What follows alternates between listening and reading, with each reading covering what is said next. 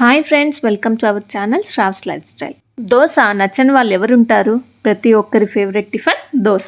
సింపుల్గా hotel style dosa ఇంట్లో ఎలా చేసుకోవాలో చూద్దామా? అది కూడా ఐరన్ ప్యాన్లో. దోశ పిండి కోసం 3 గ్లాసుల రేషన్ బియ్యం లేని వాళ్ళు నార్మల్ రైస్ కూడా యూస్ చేసుకోవచ్చు. 1 గ్లాస్ ఇడ్లీ రైస్, వీటినే బాయిల్డ్ రైస్ అని కూడా అంటారు, ఉప్పుడు బియ్యం అని అంటారు. 1 గ్లాస్ ఉద్దిపప్పు వేసుకొని 2 స్పూన్ల శనగపప్పు,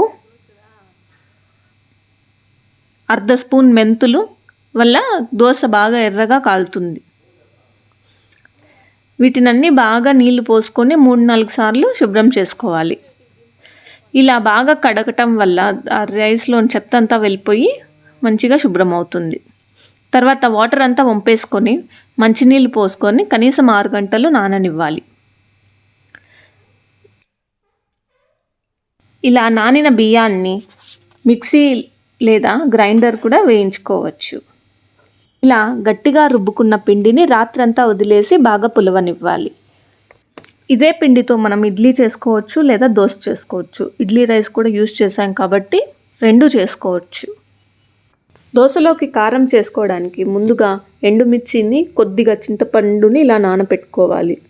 తర్వాత 1 ఉల్లిపాయని పెద్దగా కట్ చేసుకొని మిక్సీ జార్లో వేసుకోవాలి. అలాగే 3 టమోటాలని ఇలా పైన తీసేసి కొంచెం పెద్ద ముక్కలుగా కట్ చేసుకున్నవి మిక్సీలో వేసుకోవాలి. ఇలా కట్ చేసిన టమోటాలని మిక్సీలో వేసుకున్న తర్వాత కొద్దిగా జీలకర్ర, 2 వెల్లుల్లిని, ఇంకా నానబెట్టిన ఎండుమిర్చి, నానబెట్టిన చింతపండు, మీ టేస్ట్కి తగ్గట్టు ఉప్పు వేసుకొని బాగా మిక్సీ పట్టుకోవాలి. వాటర్ యాడ్ చేయకుండా ఇలా మెత్తని పేస్ట్లా చేసుకోవాలి. ఇప్పుడు పోపు తయారు చేసుకోవడానికి కడాయిలో కొద్దిగా ఆయిల్ వేసి, ఆవాలు వేసి, 1 ఎండుమిర్చిని వేసి, కొంచెం కరివేపాకును వేసి బాగా ఫ్రై చేసిన తర్వాత మిక్సీ చేసుకున్న దాన్ని ఇందులో వేసి బాగా కలిపి 2-3 నిమిషాలు ఫ్రై చేసుకుంటే సరిపోతుంది. ఇప్పుడు పల్లీ చట్నీ కోసం 1 కప్పు పల్లీలని బాగా ఫ్రై చేసుకోవాలి. ఇలా బాగా దోరగా ఫ్రై చేసుకున్న తర్వాత కొంచెం చింతపండుని నానబెట్టుకొని 4 పచ్చిమిర్చిని ఇలా బాగా ఆయిల్ వేసి ఫ్రై చేసుకోవాలి. ఇక్కడ పచ్చిమిర్చి బదులు ఎండుమిర్చి కూడా వాడుకోవచ్చు. స్పైసీగా తినేవాళ్ళు ఇంకొక పచ్చిమిర్చి ఎక్స్ట్రా యాడ్ చేసుకున్నా సరిపోతుంది. ఇప్పుడు కొద్దిగా కరివేపాకును యాడ్ చేసి బాగా ఫ్రై చేసుకోవాలి. కరివేపాకు వేయడం వల్ల పల్లీ చట్నీలో ఫ్లేవర్ చాలా బాగుంటుంది.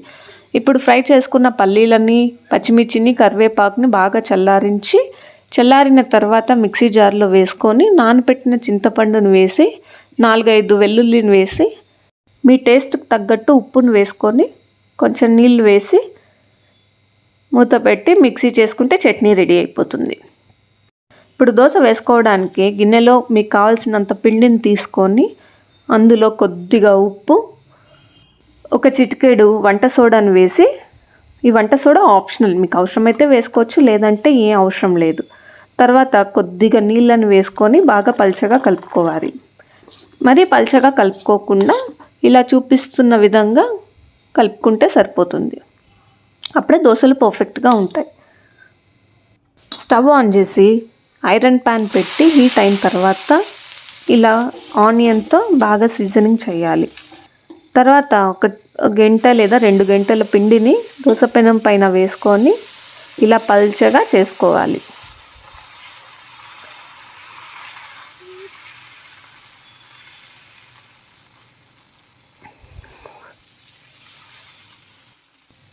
కొద్దిగా నూనె లేదా గీని యాడ్ చేసుకోవాలి.